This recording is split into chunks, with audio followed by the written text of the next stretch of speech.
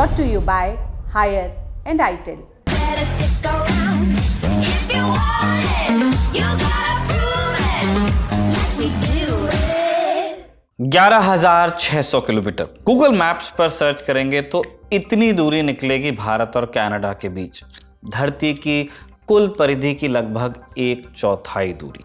हवाई यात्रा के ज़माने में ये दूरी भी एक दिन से कम वक्त में पूरी हो जाती है, लेकिन पिछले 1 साल में हुए घटनाक्रम के चलते दोनों देशों के बीच जो खाई बनी है उसे पाटने में अब सालों का वक्त लगेगा। हालिया घटनाक्रम से आप वाकिफ़ हैं। खालिस्तान समर्थक एक्टिविस्ट हरदीप सिंह निज्जर की हत्या के मामले में कनाडा ने सीधे सीधे भारत सरकार के शामिल होने का इल्ज़ाम लगाया है। भारतीय हाई कमिश्नर संजय कुमार वर्मा को निज्जर हत्याकांड में पर्सन ऑफ इंटरेस्ट के रूप में नामित किया। जवाब में भारत ने कनाडा के 6 राजनयिकों को अपने यहाँ से निष्कासित किया। भारत कनाडा संबंधों के इतिहास में हालिया समय सबसे कठिन दौर है, लेकिन इस बीच कई बार उतार चढ़ाव आए हैं। लेकिन इससे पहले कैसा रहा भारत कनाडा संबंधों का इतिहास, जानेंगे इस सवाल का जवाब आज के एपिसोड में। नमस्ते, मैं हूं निखिल और आप देख रहे हैं ऐतिहासिक किस्सों कहानियों से जुड़ा रोजाना का कार्यक्रम तारीख।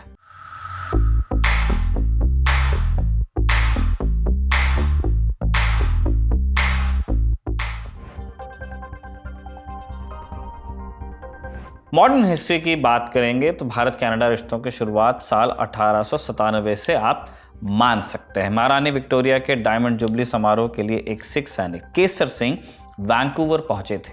कनाडा पहुंचने वाले सिखों का ये पहला जत्था था। धीरे धीरे सिखों की संख्या में इजाफा हुआ और इस दौरान उन्हें नस्ल भेद का सामना भी करना पड़ा। साल 1914 में सिखों के साथ कनाडा में एक बड़ी घटना हुई। कोमागाटा मारू नाम का एक जहाज कनाडा के तट पर पहुंचा। जहाज पर 376 भारतीय सवार थे, जिनमें से अधिकतर सिख थे।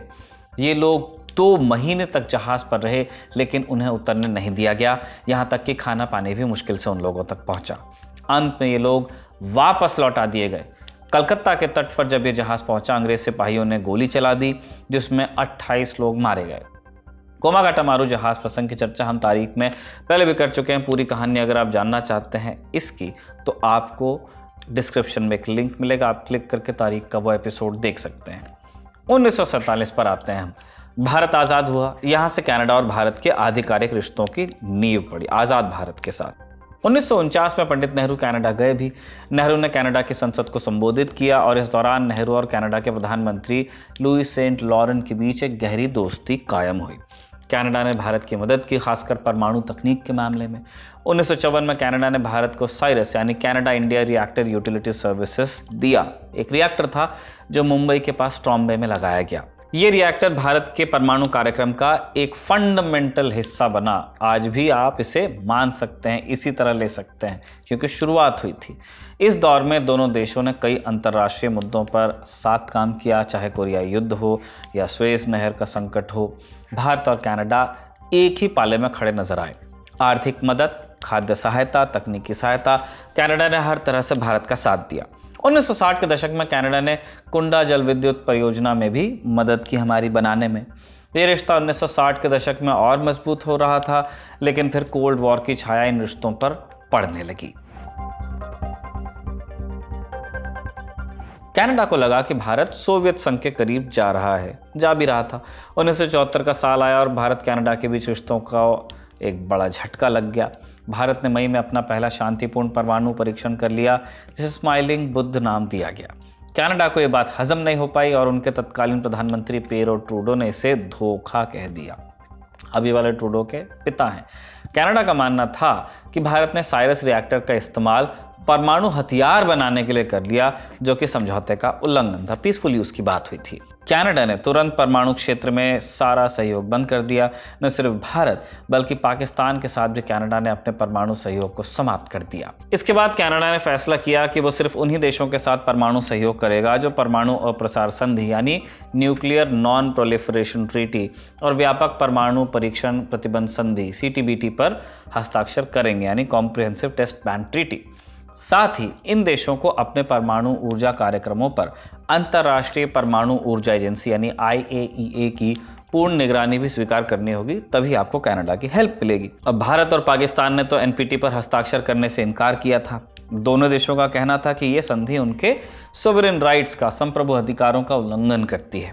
इस घटना के बाद भारत कनाडा के रिश्ते बर्फ की तरह जमे। कनाडा में वैसे भी बहुत बर्फ होती है। कनाडा ने भारत के साथ परमाणु सहयोग को पूरी तरह रोका, जिससे दोनों देशों के संबंधों को नुकसान पहुंचा, गहरा नुकसान। 1980 के दशक में हालात और बिगड़े। पंजाब में खालिस्तान की मांग उठी। कुछ कट्टरपंथी कनाडा में शरण लेने लगे यहीं के, और वहां से भारत विरोधी गतिविधियों को चलाने लगे। कनाडा की सरकार इन पर अंकुश लगा नहीं रही थी। कनाडा का तर्क था कि उसके उदार कानून ऐसी गतिविधियों की अनुमति देते हैं। उन्होंने इसे डिसेंट कहा, लेकिन यह तर्क भारत को कभी प्रभावित या आश्वस्त कर नहीं पाया, क्योंकि जो उसको वो डिसेंट कह रहे थे वो यहाँ सेपरेटिज्म, मिलिटेंसी और टेररिज्म की हद को भी छू रहा था। कई जगह टेरर इंसिडेंट्स भी हुए। 23 जून 1985 को एक बड़ी त्रासदी घटी गई।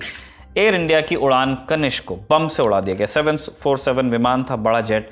यह विमान मॉन्ट्रियल से लंदन जा रहा था, आगे इसे नई दिल्ली आना था। विमान में 329 लोग सवार थे, जिनमें 268 कैनेडियन सिटीजन्स थे, ज़्यादातर भारतीय मूल के थे। 27 ब्रिटिश सिटीजन्स थे और 24 भारतीय नागरिक थे। सभी की मौत हुई। ये बम एक सूटकेस में था जो वैंकूवर से टोरंटो आई एक अलग उड़ान में आया था। टोरंटो में इसे एयर इंडिया की उड़ान 181 में ट्रांसफर कर दिया गया। जब विमान 31,000 फीट की ऊंचाई पर था, ऑलमोस्ट क्रूजिंग ऑल्टीट्यूड पर, तब यह बम फट गया। इसी दिन करीब 1 घंटे पहले टोक्यो के नारिता हवाई अड्डे पर भी एक बम ब्लास्ट हुआ। यह बम भी वैंकूवर से आया था। इस विस्फोट में 2 जापानी बैगेज हैंडलर्स मारे गए। जांच में पता चला कि ये दोनों बम विस्फोट आपस में जुड़े हुए थे। कनाडा और भारत की जांच एजेंसियों ने पाया कि इन हमलों की योजना कनाडा में रह रहे सिख अलगाववादियों ने बनाई थी। आतंकवादी हमला किया था। इनका मकसद 1984 में हुए ऑपरेशन ब्लू स्टार का कथित बदला लेना था। इस घटना के बाद कनाडा और भारत ने आतंकवाद के खिलाफ एक द्विपक्षीय संवाद शुरू किया, लेकिन कनाडा की जांच धीमी रही। उन्हें इस मामले में ठोस सबूत जुटाने में 25 साल लग गए। इस दौरान कई महत्वपूर्ण सबूत या तो नष्ट हो गए या खो गए। 2005 में जब आखिरकार मामला कोर्ट पहुंचा भी, तो सबूतों की कमी के कारण मुख्य आरोपी बरी भी हुए। कनिष्क बॉम्बिंग की कहानी भी हम तारीख में बता चुके हैं, इसका भी लिंक डिस्क्रिप्शन में हम दे रहे हैं।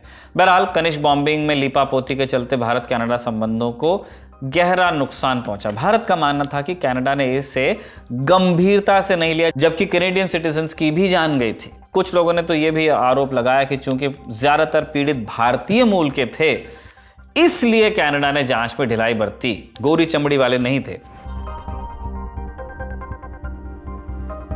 1990 के दशक की शुरुआत में चीजें कुछ बदली।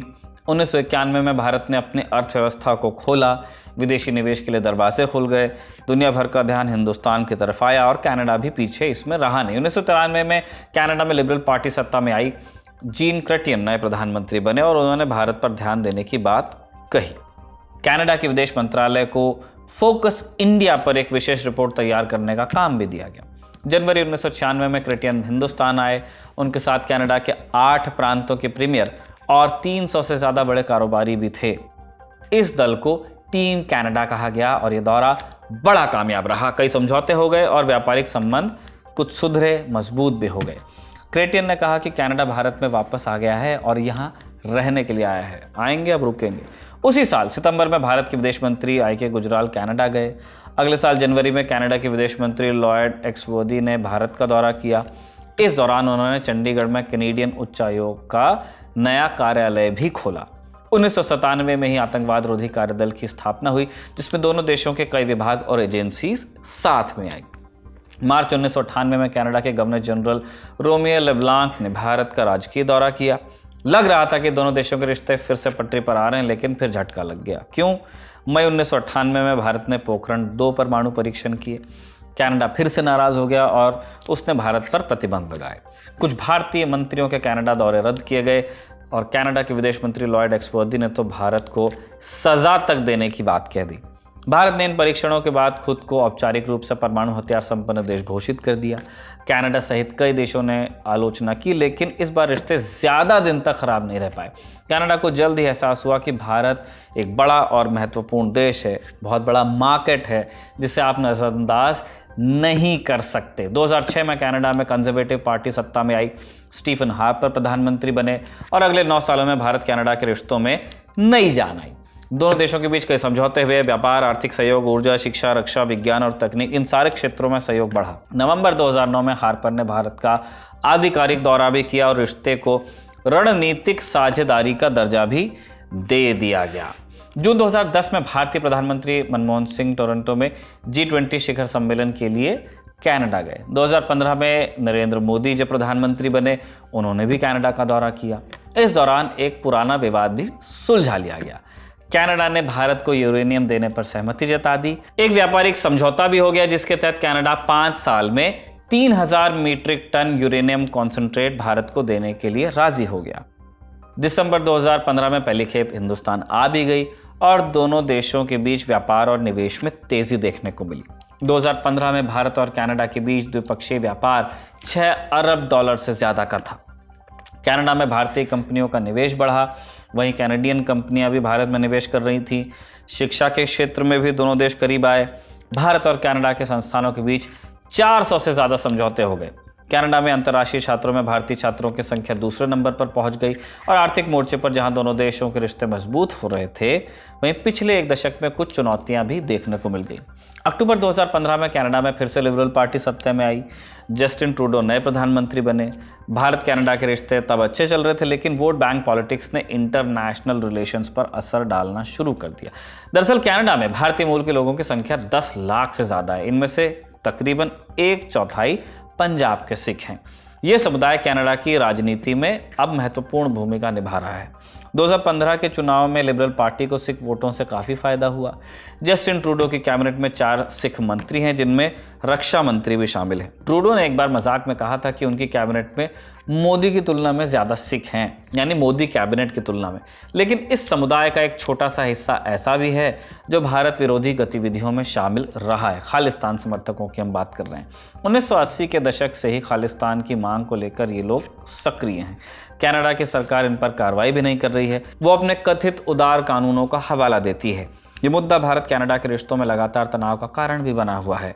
हालिया समय में भारत कनाडा संबंधों में क्या उतार चढ़ाव आए, आइए एक नज़र क्रोनोलॉजी पर डाल लेते हैं।